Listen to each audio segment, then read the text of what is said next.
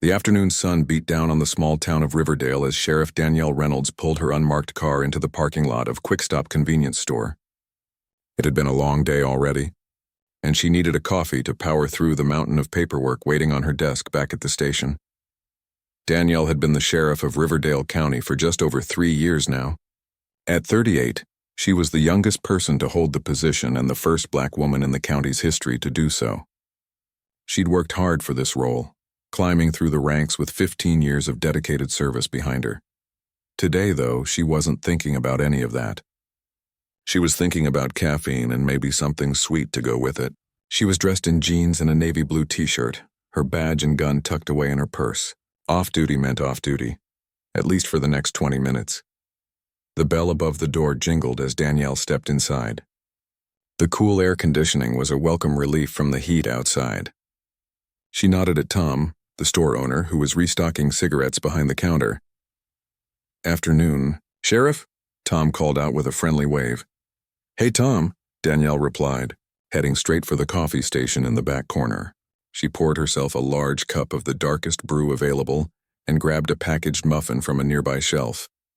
As she was adding cream to her coffee, the bell above the door jingled again. She glanced up out of habit, law enforcement instincts never really turned off, and noticed a uniformed officer entering the store. Officer James Winters. She'd seen him around before but hadn't worked with him directly. He was from the neighboring city's police department, which sometimes overlapped with county business. Danielle didn't think much of it and went back to stirring her coffee.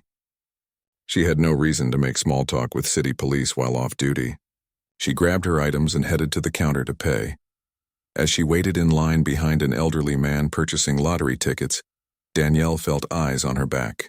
She turned slightly to find Officer Winters staring at her, his gaze following her movements. Something in his expression made her uncomfortable.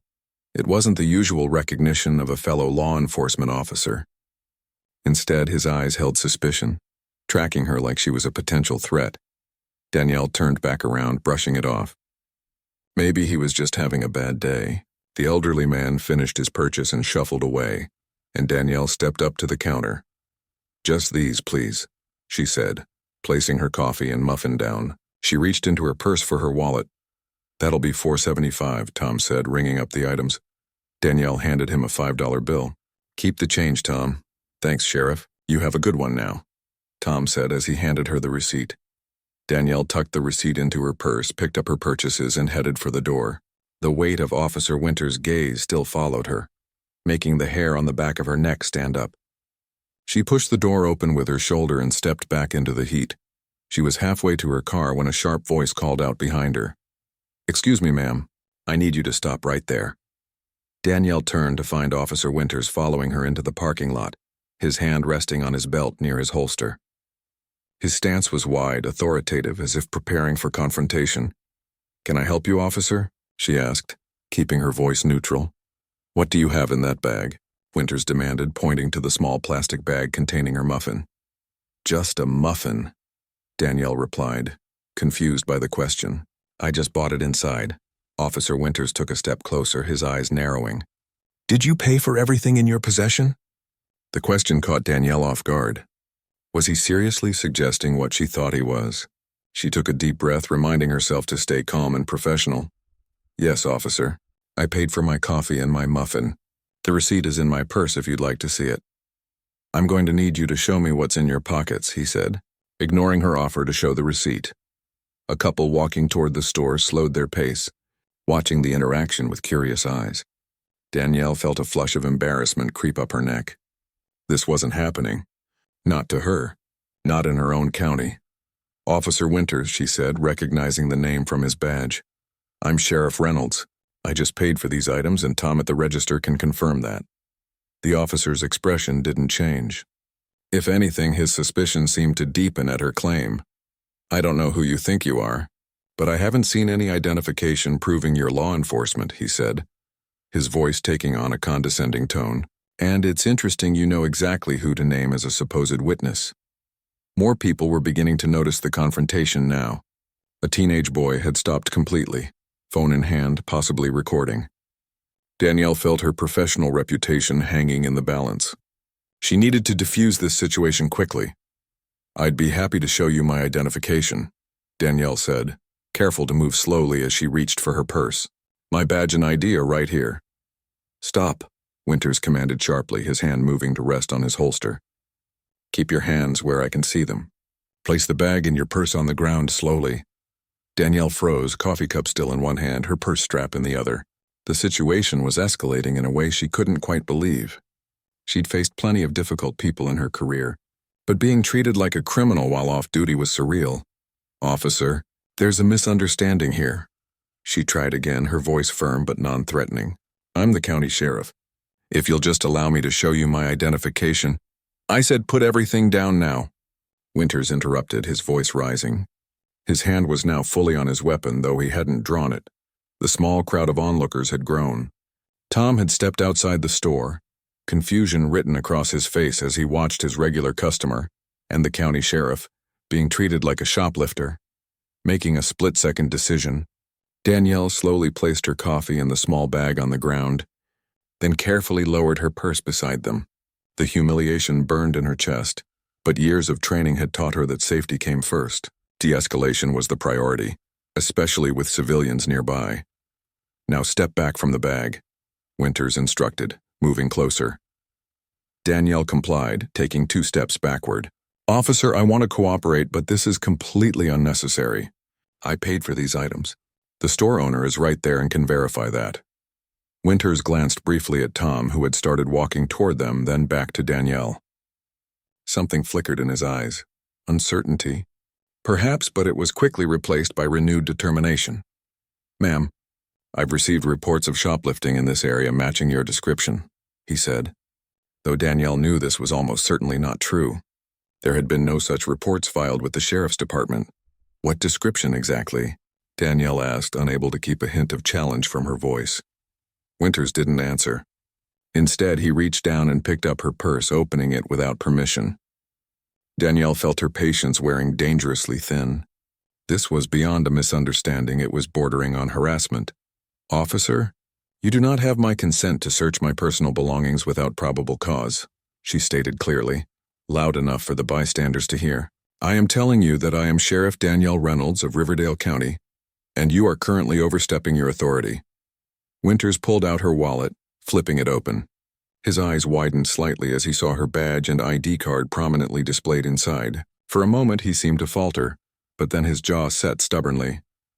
"Anyone can buy a fake badge," he said dismissively, though his confidence seemed to waver. "Turn around and put your hands behind your back." A murmur ran through the small crowd that had gathered. Tom finally reached them, his face flushed with indignation. "What's going on here?" Tom demanded. "Sheriff Reynolds is a regular customer. She just paid for those items." Winters spared him only a glance. "Sir, please step back. This is police business." "This is ridiculous," Tom protested. "I was just talking to her at the register." Danielle appreciated Tom's support, but she could see the situation spiraling. Officer Winters seemed determined to follow through, regardless of the evidence or witnesses contradicting his suspicions. "It's okay, Tom," she said calmly, though her heart was racing. "We'll sort this out." She turned back to Winters. "Officer, I understand you're doing your job, but this is a serious mistake. I suggest you contact your supervisor or mine before taking any further action." Winters' face flushed red. "Turn around now." Danielle weighed her options. She could continue to resist, potentially creating a more volatile situation, or she could comply and deal with this through proper channels later. With civilians present and tensions rising, she chose the latter. Slowly, she turned around and placed her hands behind her back, the ultimate indignity for a law enforcement officer. She felt the cold metal of handcuffs click around her wrists as Winters secured them, perhaps a bit tighter than necessary. "You're making a serious mistake," Danielle said quietly as Winters began leading her toward his patrol car. "One that will have consequences." "Save it for the station," Winters replied. But there was a new note in his voice, the first hint of uncertainty. As they approached his vehicle, Winters reached for his radio. "Dispatch, this is Officer Winters. I have a female subject in custody for suspected shoplifting at Quick Stop on County Line Road. She's claiming to be law enforcement."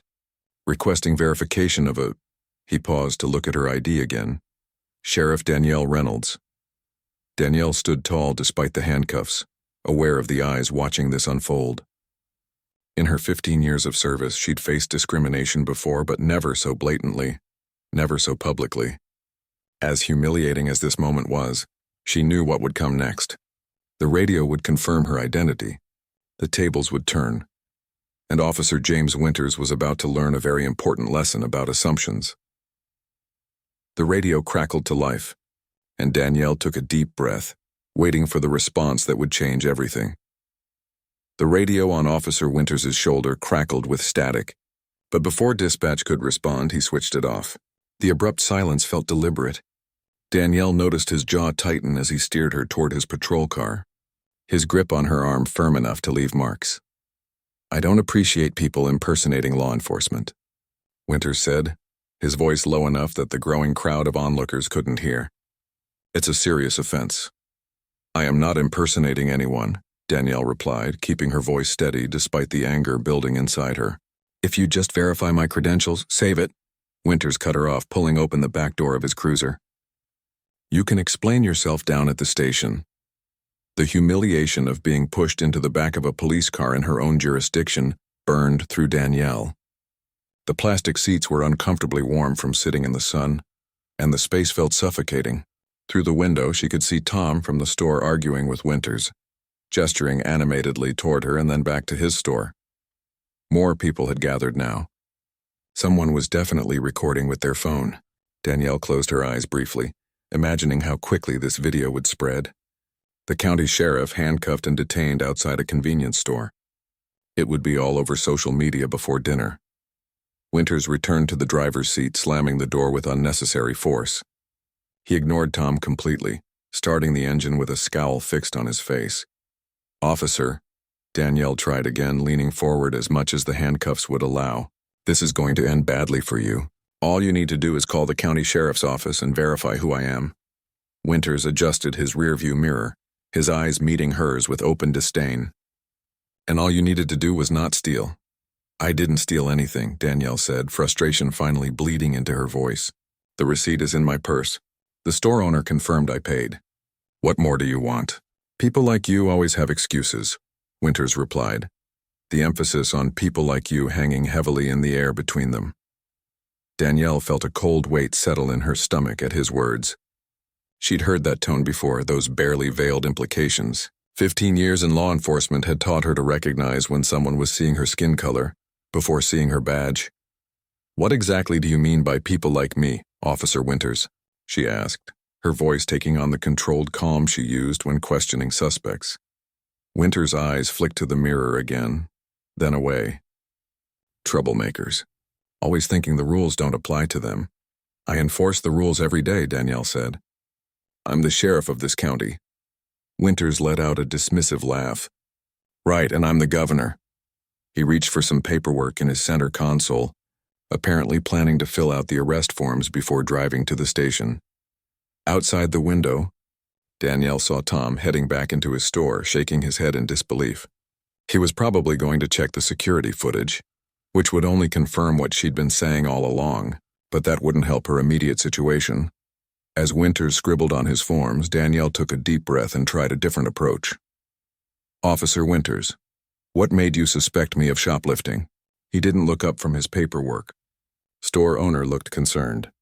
"You were acting suspicious, moving quickly, keeping your head down." "I was buying coffee," Danielle said flatly, and Tom wasn't concerned. "He called me sheriff when I walked in." "He was probably just being polite to avoid confrontation," Winters mumbled, still writing. "Common tactic with shoplifters. Pretend you know them so they think you won't suspect them." The logic was so twisted that Danielle almost laughed despite the situation. That makes absolutely no sense. Why would a store owner pretend to know someone he thinks is stealing from him? Winters finally looked up, irritation clear on his face. "Listen, I've been doing this job for 7 years. I know what suspicious behavior looks like. And I've been doing this job for 15 years, Danielle countered. I know what profiling looks like."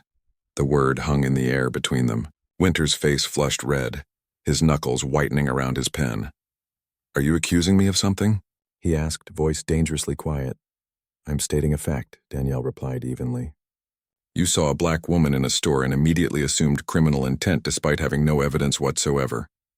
This has nothing to do with— It has everything to do with it, Danielle interrupted. You didn't even bother to check if I had a receipt. You ignored the store owner's confirmation that I paid. You dismissed my identification as fake without proper examination. And now you're filling out paperwork for an arrest that has no basis in reality. Winters slammed his clipboard down on the passenger seat. You don't get to lecture me about how to do my job. Actually, Danielle said, as the county sheriff, that's exactly what I get to do when city officers are operating in my jurisdiction. A flicker of doubt finally crossed Winters' face, but he pushed it away with a shake of his head. Anyone can claim to be anything. I'll believe you're a sheriff when I see proof from a reliable source. Just as the words left his mouth, a loud knock came at his window, making both of them jump. Tom stood there holding what looked like a security camera printout in one hand and a phone in the other. Winters rolled down his window just a crack. Sir, I told you to step back. This is ridiculous is what it is, Tom cut him off, thrusting the paper through the window opening. Here's the security footage showing Sheriff Reynolds paying for her items. And I've got the county sheriff's office on the phone right now. They'd like to speak with you. The color drained from Winters' face as he stared at the printout, which clearly showed Danielle at the register, handing Tom money and receiving a receipt in return. He reluctantly took the phone from Tom's outstretched hand. This is Officer Winters, he said stiffly, then fell silent as the voice on the other end spoke. His expression shifted from defiance to confusion, then to dawning horror as the reality of his situation began to sink in. Danielle watched the transformation with grim satisfaction. She'd been in law enforcement long enough to know that ego was often an officer's worst enemy. Winters had been so certain of his assumptions that he'd failed to do the basic due diligence that the job required. Yes, sir, Winters said into the phone, his voice notably more subdued. I understand. Yes, she's here in my vehicle. Another pause. No, sir, I haven't transported her anywhere yet. We're still at the convenience store. His face grew paler by the second. Yes, sir. Right away, sir. He handed the phone back to Tom without meeting the store owner's eyes, then turned to look at Danielle through the mesh partition. The smugness was gone, replaced by something that might have been fear. That was Deputy Chief Rodriguez, he said, his voice barely above a whisper. He confirmed your identity. I imagine he did, Danielle replied. Now, would you like to remove these handcuffs, or shall we wait for my deputies to arrive and do it for you? As if on cue, the sound of sirens filled the air, growing louder by the second. Through the window, Danielle could see two county sheriff vehicles pulling into the parking lot, lights flashing.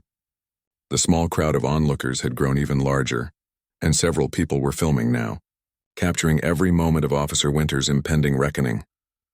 Winters fumbled with his keys, getting out of the driver's seat and opening the back door with shaking hands. When he leaned in to unlock the handcuffs, Danielle could smell the nervous sweat on him. Sheriff, he began, but she cut him off with a sharp look. Save it, she echoed his earlier dismissal. We'll discuss this thoroughly. I promise you that. The handcuffs fell away and Danielle rubbed her wrists, noting the red marks where the metal had dug into her skin. She stepped out of the car just as her deputies, Lisa Chen and Robert Patel, approached at a run. Sheriff, Deputy Chen called out, her hand instinctively moving to her weapon as she took in the scene. Are you all right? I'm fine, Deputy, Danielle assured her, straightening her shirt and standing tall. She was acutely aware of the audience they had, both in person and via the inevitable videos that would circulate. How she handled the next few moments would set the tone for everything that followed. Deputy Patel glared at Winters, who seemed to be trying to make himself as small as possible. What happened here?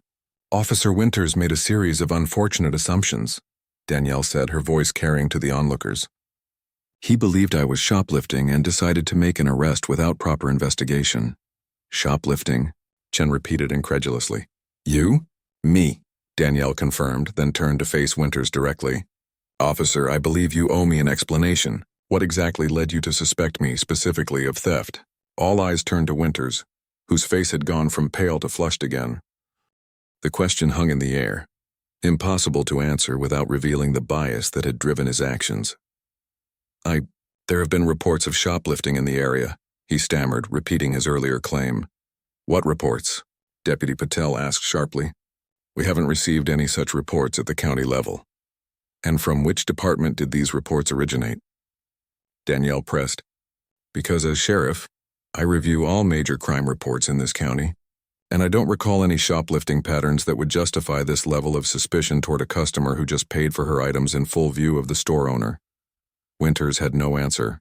His gaze dropped to the ground, unable to meet the eyes of anyone around him. The silence that followed was broken by the arrival of yet another vehicle, this one unmarked, but clearly official. A middle-aged man in a shirt and tie stepped out, his expression thunderous. Chief Douglas Parker of the City Police Department, Winters' boss. As Parker strode toward them, Danielle could see the gravity of the situation written in every line of his face. This wasn't just about one officer's mistake anymore. This was about relations between departments, public trust, and the kind of justice system they were all working to create. The next few minutes would determine whether this incident became a flashpoint for division or a catalyst for change. And Danielle was determined to make sure it was the latter. Parker stopped a few feet away, taking in the scene with experienced eyes. His gaze settled on Danielle, full of apology and barely contained anger. "Sheriff Reynolds," he said formally, extending his hand. "I believe we have a lot to discuss." Chief Parker's firm handshake was followed by a look of genuine regret. "Sheriff Reynolds, on behalf of the City Police Department, I want to express my deepest apologies for this incident." The crowd around them had grown even larger.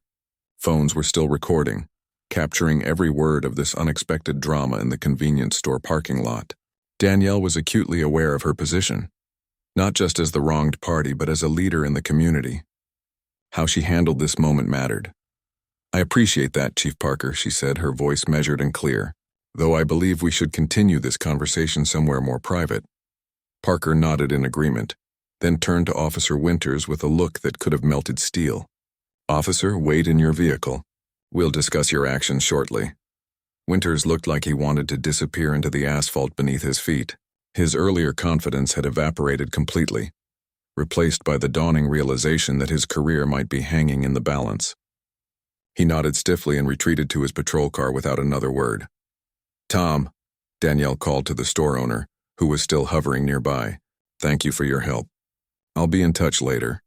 Tom gave her a thumbs up. "Anytime, Sheriff. Sorry about all this." Danielle turned back to her deputies. "Chen Patel, I need you to disperse this crowd politely. Remind them that interfering with police business isn't helping anyone." As her deputies moved to address the onlookers, Danielle retrieved her purse and the coffee cup, now cold, from where they had been left on the ground. Her muffin had been trampled in the commotion, but that was the least of her concerns right now. "Chief Parker," she said, gesturing toward her unmarked car. "Let's talk." The two law enforcement leaders moved away from the center of attention, finding relative privacy beside Danielle's vehicle. Parker ran a hand through his graying hair, the stress of the situation evident on his face. "I don't even know where to begin," he said. "Winters has been with us for 7 years. No major issues until now, though his record isn't spotless." "This isn't just a minor mistake, Chief," Danielle said firmly. "This was a blatant case of racial profiling, compounded by a complete failure to follow proper procedure." Parker didn't try to deny it, which earned him a small measure of respect in Danielle's eyes. Too many department heads would have immediately gone on the defensive.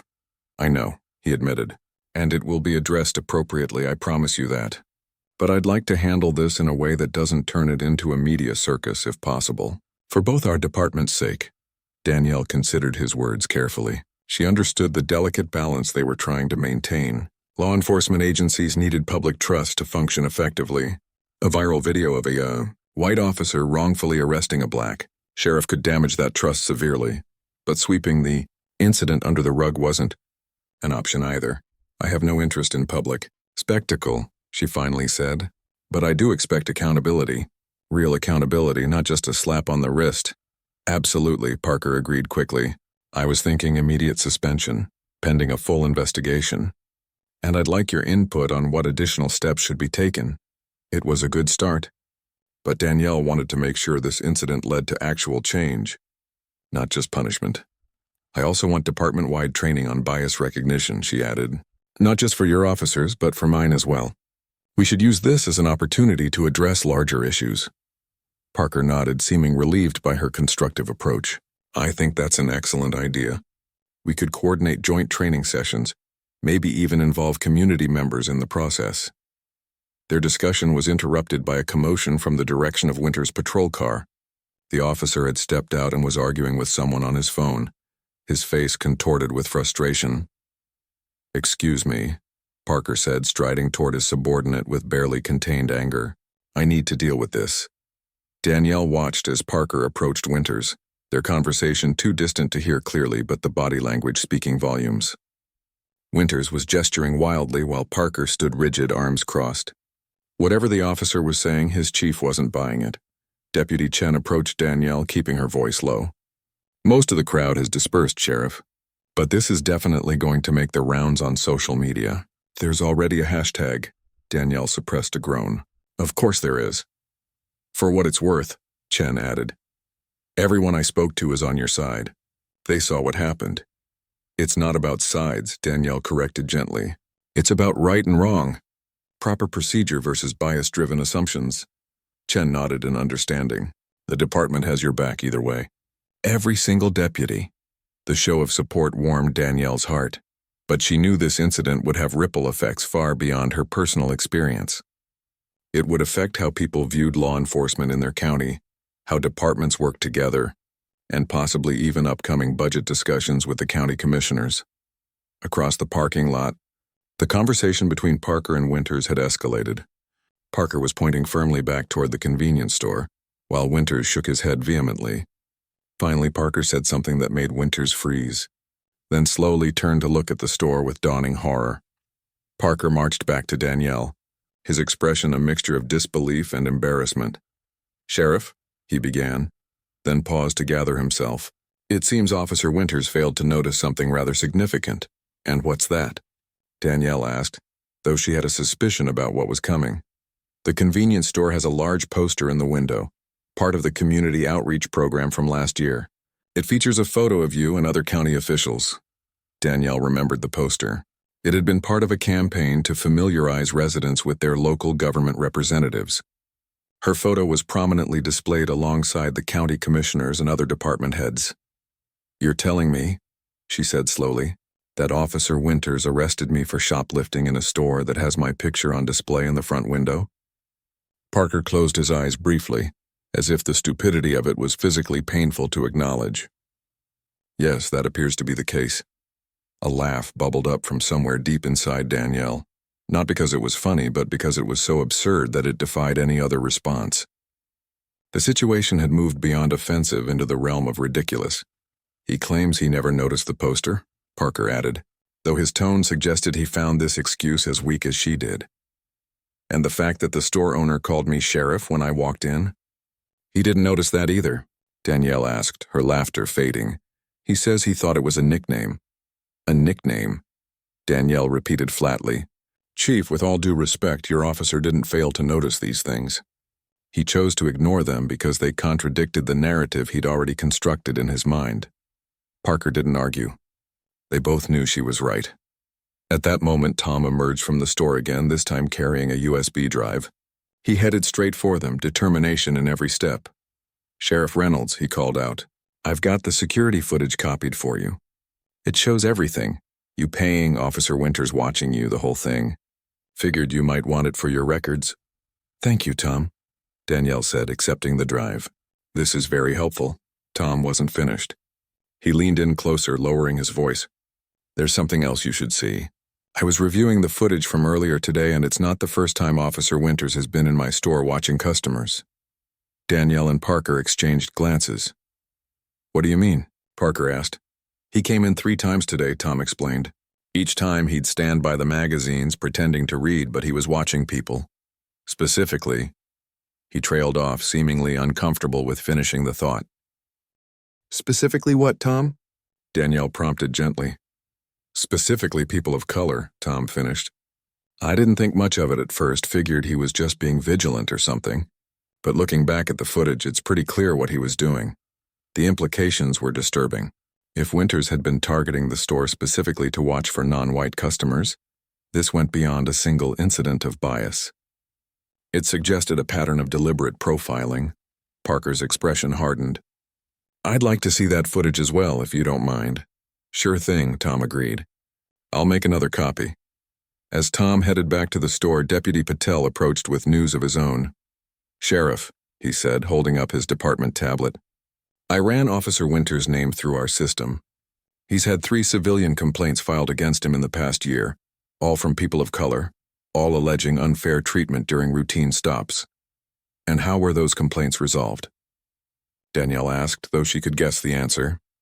"All dismissed due to insufficient evidence," Patel replied, confirming her suspicion. "No body cam footage available in any of the cases." Parker's face had grown increasingly grim with each new revelation. What had started as an isolated incident was rapidly revealing itself to be something more systemic. "I need to make some calls," he said, pulling out his phone and stepping away. Left alone for a moment, Danielle took a deep breath, trying to process everything that had happened in the last hour. What should have been a simple coffee run had turned into a complex situation with far-reaching implications.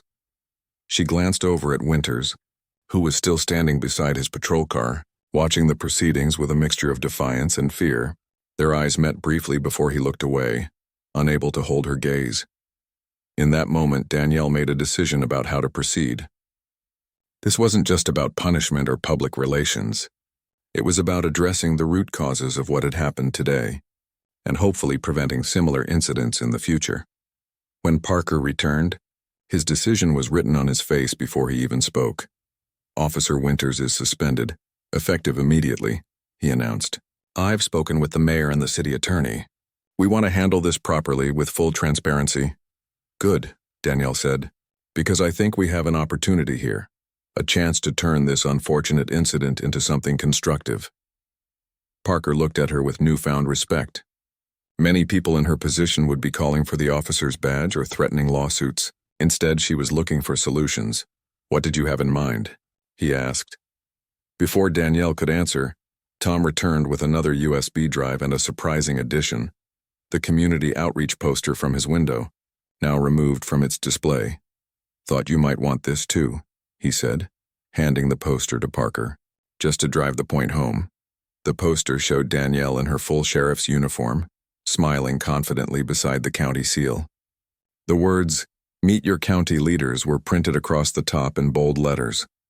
Parker took one look at the poster, then turned to stare at Winters, who seemed to shrink under his gaze.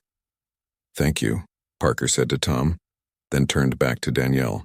"Sheriff Reynolds, I believe you were about to share your thoughts on how we should proceed?" Danielle looked at the poster of herself, then at Officer Winters, and finally at the small group of deputies and civilians still watching from a distance. The path forward was clear. "I think," she said, "it's time we had an honest conversation about bias in law enforcement, not just in your department or mine, but throughout the entire community." Parker nodded slowly. "I agree, and I believe Officer Winters has just volunteered to be part of that conversation, whether he knows it yet or not." The irony of the situation wasn't lost on anyone present. Officer Winters had set out to make an example of someone he'd misjudged based on appearance. Instead, he had unwittingly made himself the example of exactly what needed to change in their community's approach to policing. The next morning arrived with the kind of clear blue sky that usually promised a good day ahead. For Danielle, however, the weather was at odds with the storm of activity that had engulfed her since yesterday's incident. She sat at her desk in the county sheriff's office, staring at her computer screen where dozens of email notifications competed for attention. The incident had indeed gone viral, just as Deputy Chen had predicted. Local news outlets had picked up the story, and social media was buzzing with hashtags like wrongful arrest and sheriff not shoplifter. A knock at her door pulled her attention away from the screen. "Come in," she called. Grateful for the interruption, Deputy Chief Rodriguez entered, carrying a tablet and wearing an expression that mixed concern with determination. He'd been Danielle's right-hand person since she became sheriff, and his steady presence had been invaluable during times of crisis. "Morning, Sheriff," he said, closing the door behind him. "Quite a night, huh?" "That's putting it mildly," Danielle replied, gesturing for him to take a seat. "What's the situation?" Rodriguez swiped through several screens on his tablet.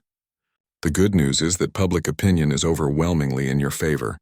The bad news is that this incident has opened up a whole can of worms regarding relations between our department and the city police. I expected as much, Danielle sighed. Any word on Officer Winters? Chief Parker placed him on administrative leave pending a full investigation. The city mayor called an emergency meeting with the police oversight committee for this afternoon. Rodriguez paused, then added, "You've been invited to attend." Danielle nodded, unsurprised. "I'll be there." "What else?"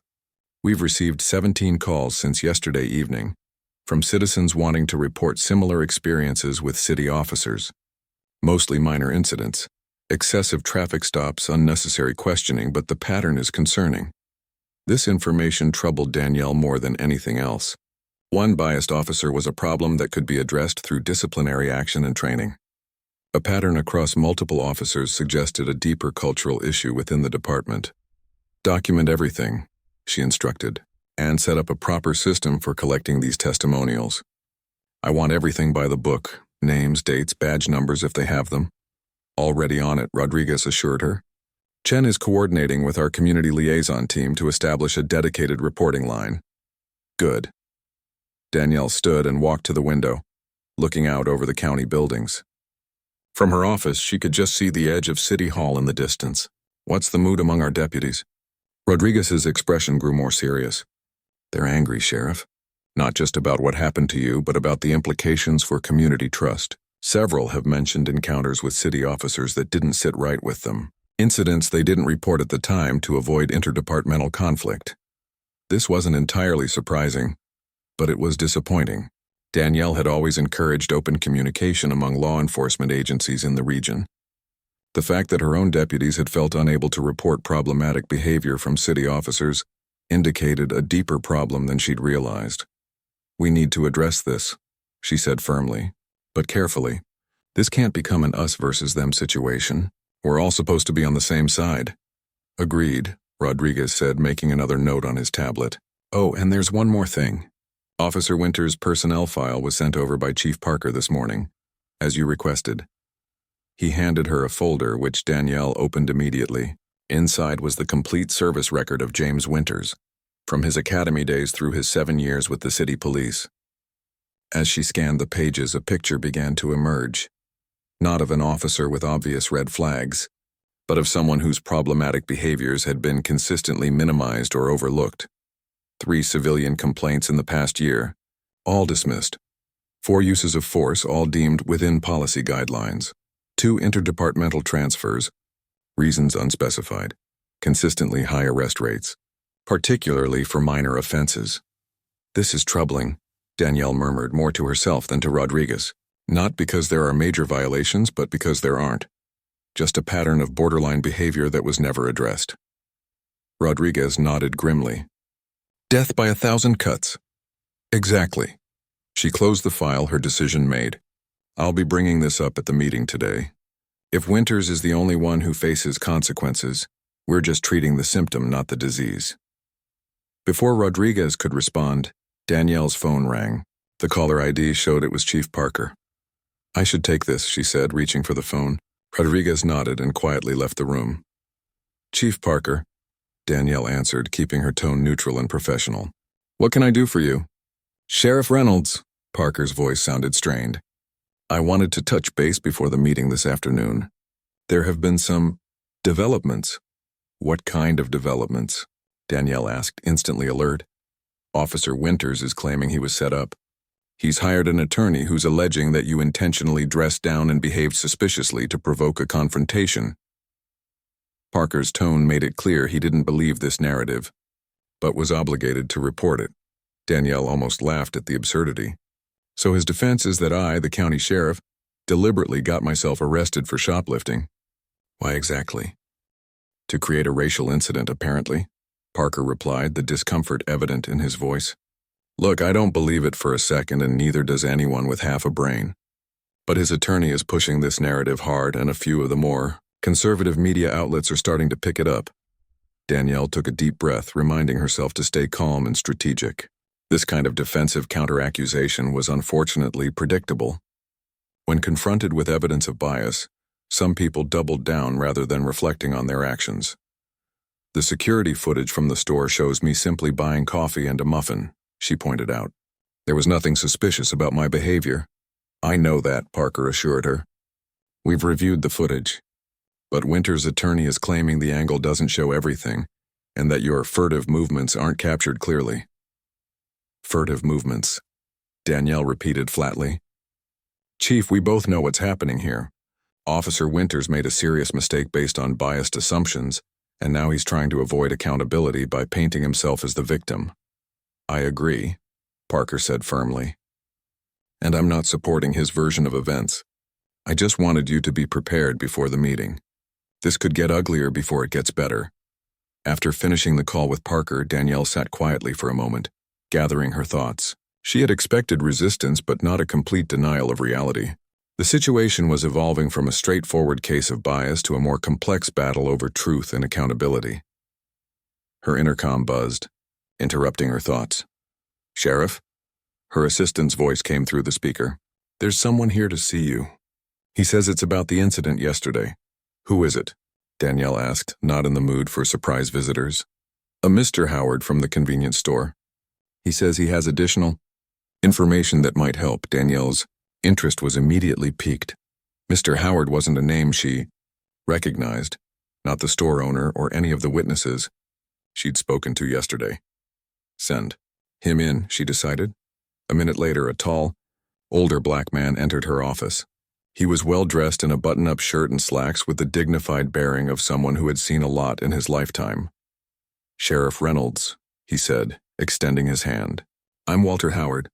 I own the building that houses Tom's convenience store. Danielle shook his hand, gesturing for him to take a seat. What can I do for you, Mr. Howard? Actually, he said with a small smile, I'm here to do something for you. I installed new security cameras around the exterior of my building last month. High definition, with audio capability. They captured everything that happened yesterday, from angles the store's interior cameras missed. Danielle leaned forward, instantly grasping the significance, including Officer Winters' approach and initial interaction with me. Everything, Howard confirmed, including some comments he made to himself before approaching you that make his motivations quite clear. This could change everything. If Winters' attorney was trying to spin a narrative about furtive movements and setups, clear audio and video from multiple angles would shut that down immediately. Mr. Howard, this is extremely helpful, Danielle said. Would you be willing to provide this footage for the official investigation? That's why I'm here, Howard replied, placing a USB drive on her desk. I've already made copies. One for you, one for my attorney, and one stored securely off-site. I've seen this kind of thing before, Sheriff. Evidence has a way of disappearing when it contradicts the official story. The wisdom and foresight in his actions impressed Danielle. Thank you. This will make a significant difference. Howard nodded, his expression turning more serious. I grew up in this county, lived here all my life, seen a lot of changes, some good, some not so good. When you became sheriff, I had hoped that things really were changing for the better. Yesterday proved both that they have and that they haven't. How do you mean? Danielle asked, genuinely interested in his perspective. 20 years ago, a black person wrongfully arrested in this county would have had no recourse. No one would have believed them over a white officer's word. That's changed. But the fact that Officer Winters felt comfortable making assumptions based on skin color, that hasn't changed enough. Howard's eyes held decades of lived experience. That gave weight to his words. You're right, Danielle acknowledged.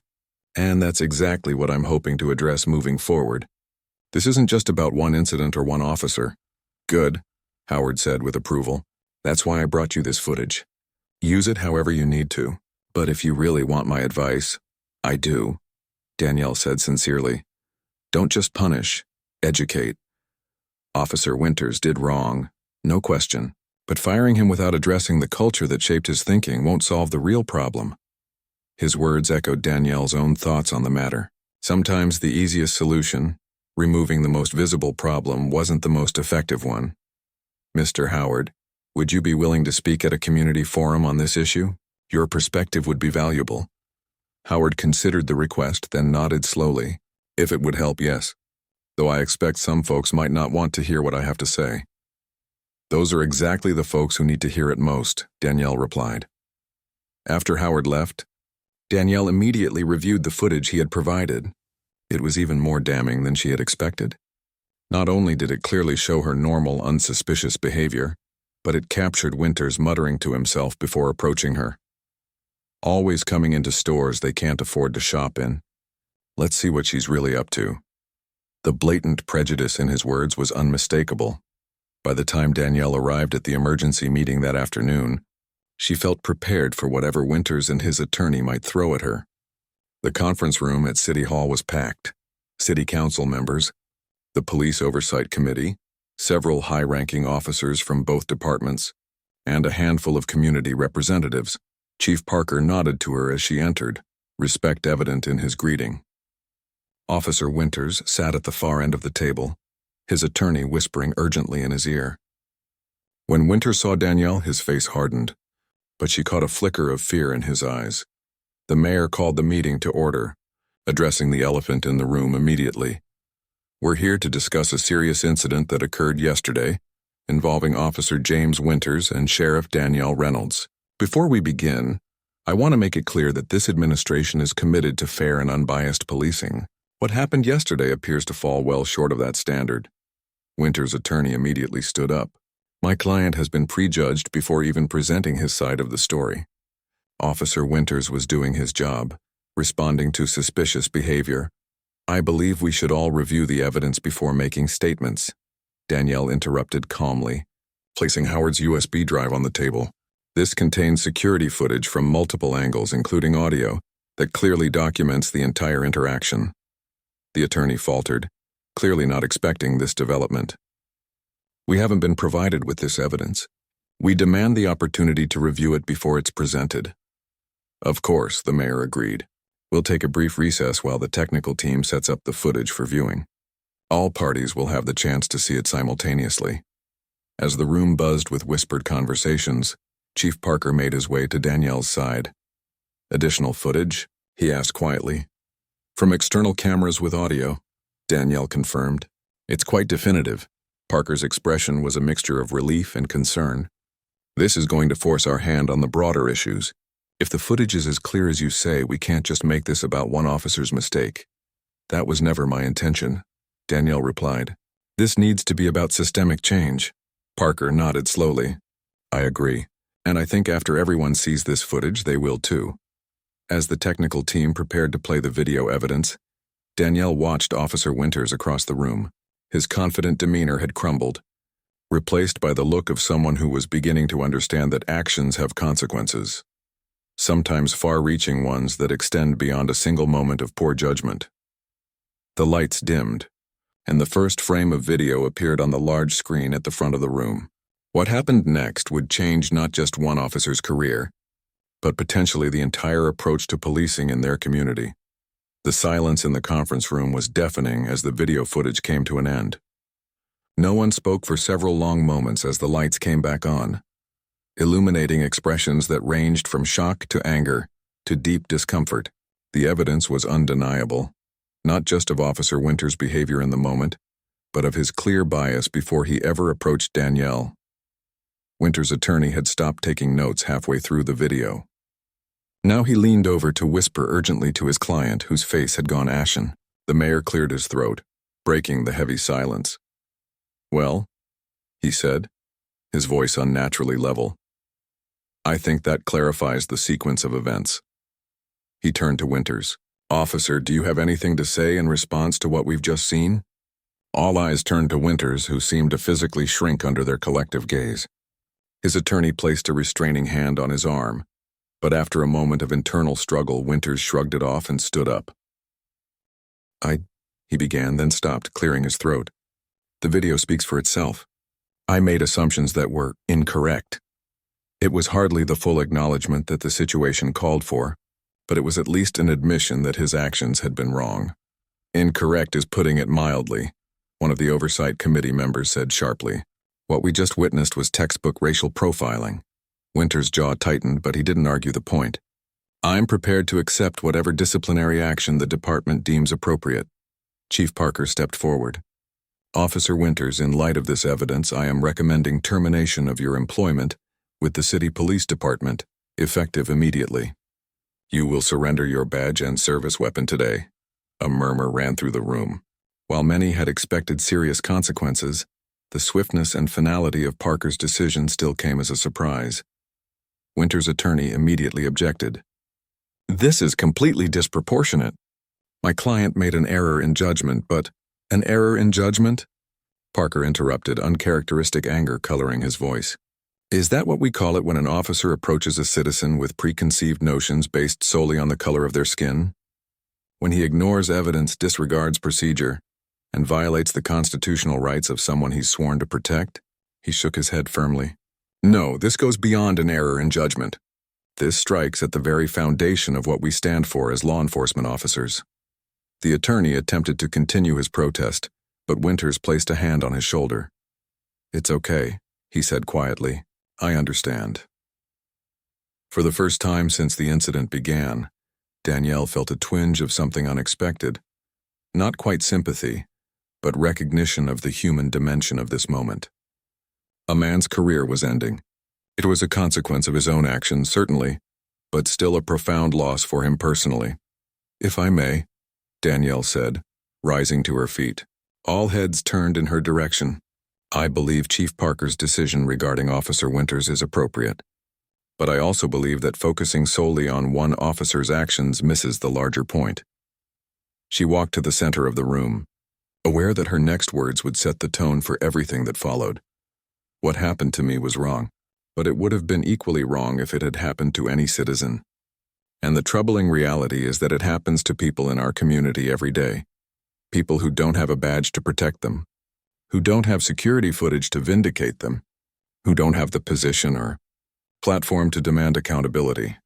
Nods of agreement came from several members of the Oversight Committee and community representatives, rather than seeing this as an endpoint, one officer disciplined. Case closed. I propose we use it as a beginning, a catalyst for meaningful change in how we approach policing in this county. The mayor leaned forward, interest evident in his expression. What exactly are you suggesting, Sheriff? A comprehensive review of policies and practices in both departments. Joint training on bias recognition and prevention. A civilian review board with actual authority. And most importantly, a commitment to ongoing dialogue with the communities most affected by these issues. Chief Parker stepped forward to stand beside her. I support Sheriff Reynolds' proposal. This isn't about throwing one officer under the bus to protect the reputation of our departments. It's about acknowledging that the problem runs deeper than any individual. And what about Officer Winters?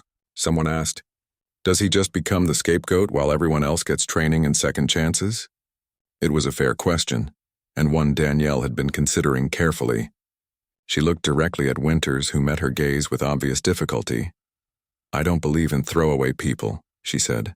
What Officer Winters did was wrong, and there must be consequences.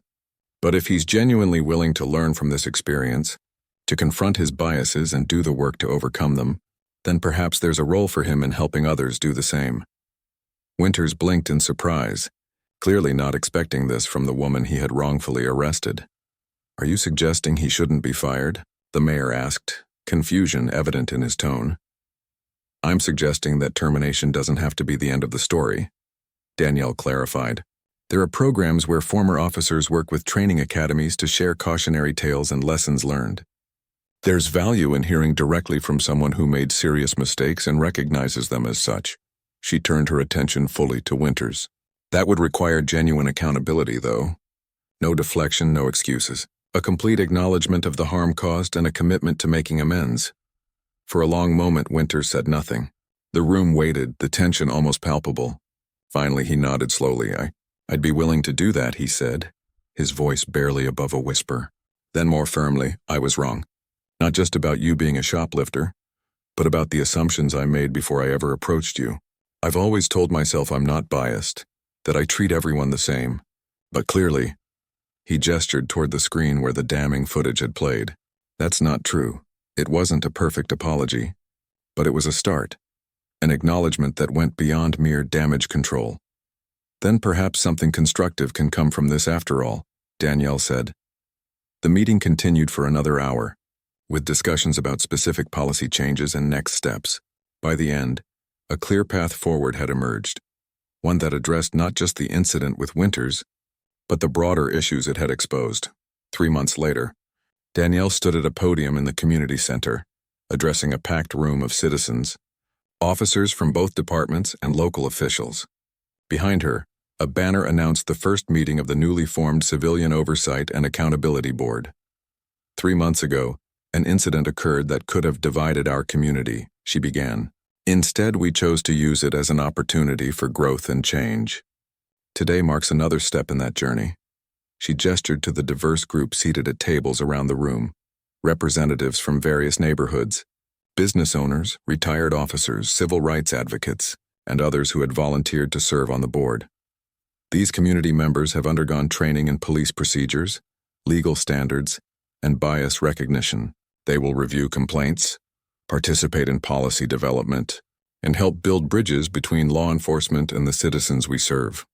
In the back of the room, she spotted a familiar face, James Winters, no longer in uniform, sitting quietly and taking notes. Following his termination, he had enrolled in a restorative justice program and had been working with police academy recruits, sharing his story as a cautionary tale. It wasn't redemption exactly, but it was a form of atonement. The easy path would have been to point fingers, assign blame, and move on, Danielle continued. The harder path, the one we've chosen, is to acknowledge that real change requires ongoing effort from all of us. It means being willing to have uncomfortable conversations.